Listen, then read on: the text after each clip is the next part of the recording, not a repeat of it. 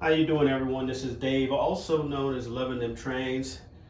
And as you can see, I've got the truss bridge disassembled. And what I've done, I've been doing some work in the back of the layout, mainly with those row houses to the left. Went ahead and got some lighting in them.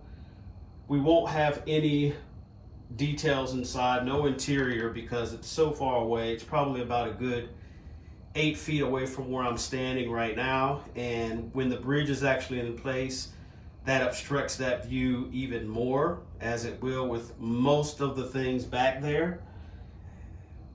But I decided while I was back there that I probably should go ahead and take on another project that is going to be probably at the semi-involved level.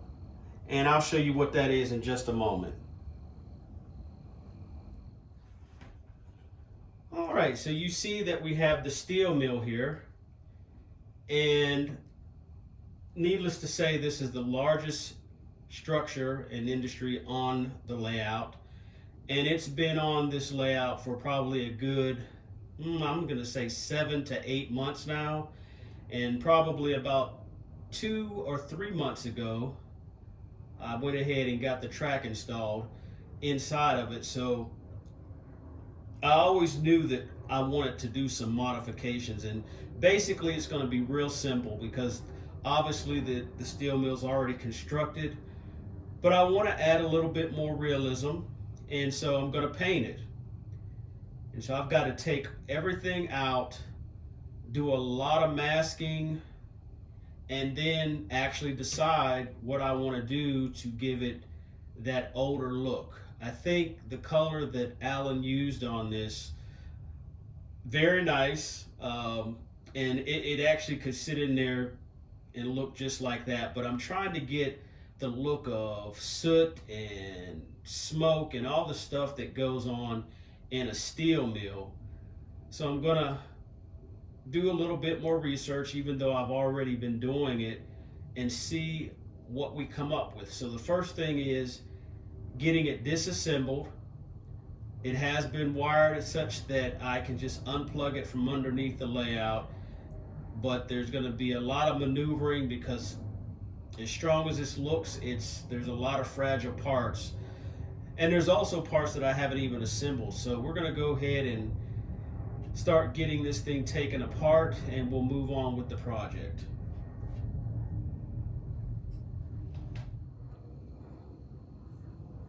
All right, I thought it'd be important to show you this photo backdrop, which I've had up for several years now. So you can tell I've always intended on having the model there. But if you look at the photos, those buildings up front are pretty much the color of the steel mill itself.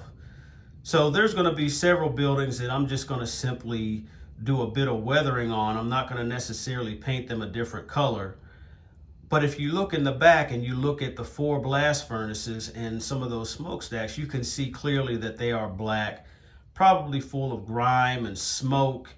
And so that's going to be what I'm going to try to emulate. And hopefully the backdrop will blend nicely with the steel mill. That's going to be the goal that I'm going to reach for. So I just wanted to show you this because I'm going to reference this backdrop throughout this whole process.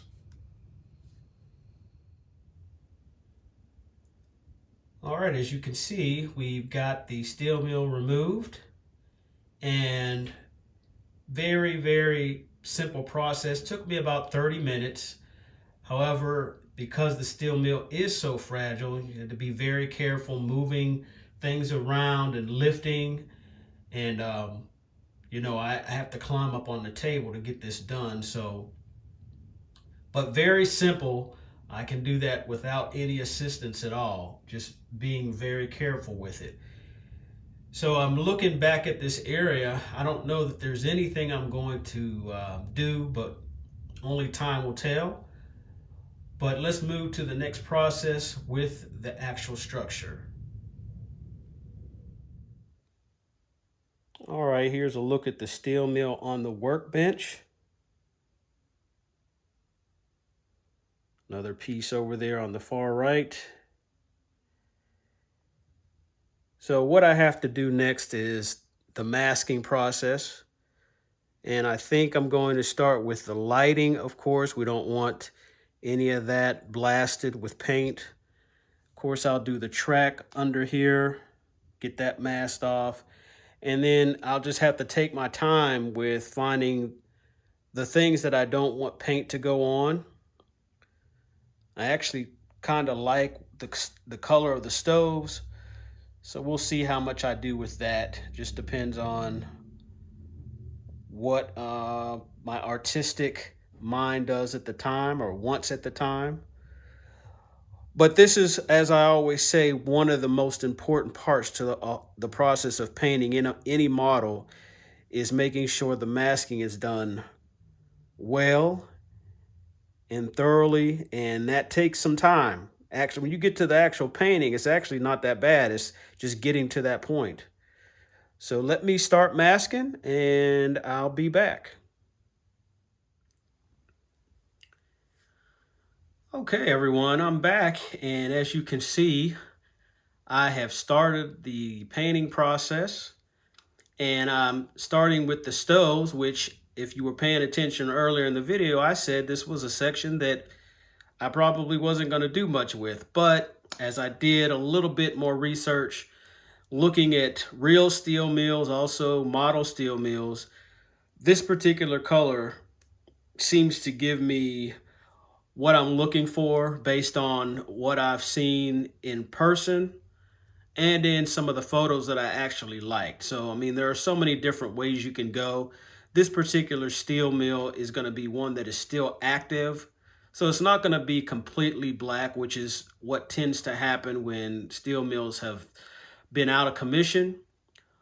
So we did want to start with a little bit of variation. So all of the colors on here are Rust-Oleum colors from the spray can. And I use a little bit of camo brown, especially on the smokestack on the left and the section on the right. And then in the middle, I used a rust color and utilized the salt weathering technique on that to create a little bit of variation and see the rusting actually starting. And then I came back with a dark gray automobile primer, which ties everything in. So that's going to be the color that I believe I'm going to use if this turns out across the entire steel mill to tie the variation in. Even though everything won't be the same color, you want to see it all come together so it looks like it's part of the same industry. So at this point, what I'm going to do is I'm going to go through and start painting the individual details and bring them out. Now, once again, because this is a steel mill, eventually everything is going to look like it's part of a steel mill and it's dirty and it's grimy. But I do want to start to bring out the details, and then I'll go back and do a little bit of weathering to produce that type of look, that desired look. So let me go in and see if I can't get some of these details painted, and I'll be right back.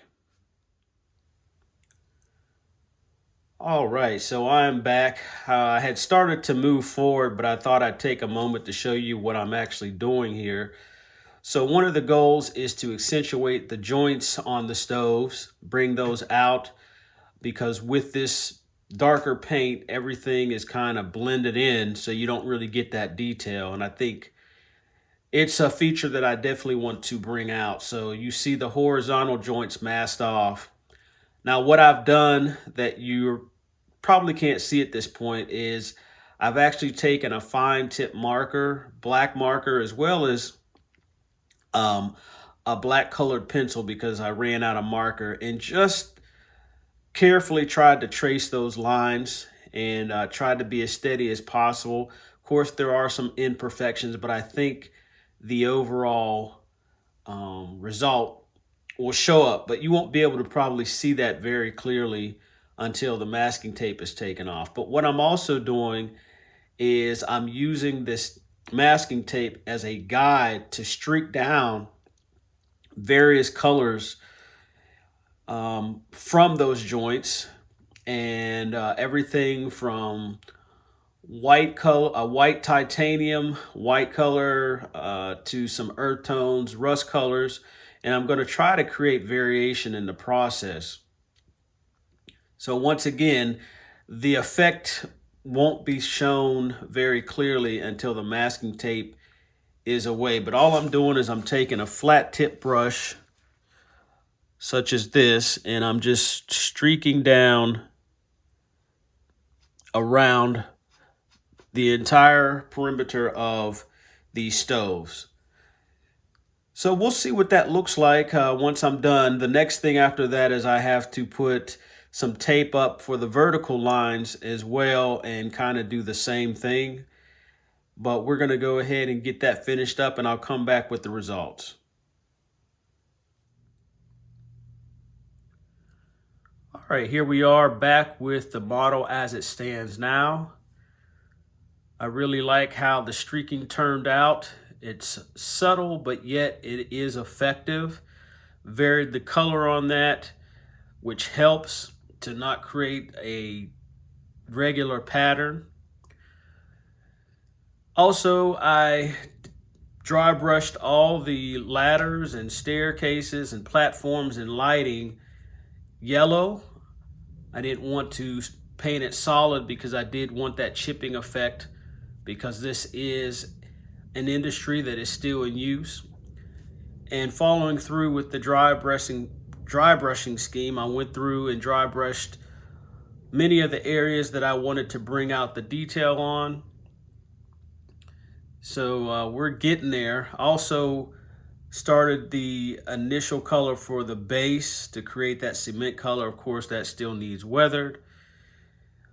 Which brings me to where we're at now. There is a little bit more I want to do with the streaking, just to make it a little bit more severe in areas, but not overdo it. So I'm going to try to figure out how I'm going to do that. But I need to go ahead and go over this with a matte finish to seal what I've done so far. I wanted to look at this for a little bit before I said, yeah, I'm okay with it, just to see if I wanted to do any more work. But I think this is going to work out. And so now you just start doing a little bit of layering to make it even more effective. So I'm going to get to that, and we'll bring you an update in just a moment. Okay, what you are looking at now is the cast house, which houses the blast furnace. I hope that I have it all in frame. It's funny to me how this structure is a very compressed structure for O scale. It is definitely not scale, but even with that, it's still the largest structure on the layout, as you can imagine. But I had 3 goals with this, or actually 1 goal, but had to do 3 different things.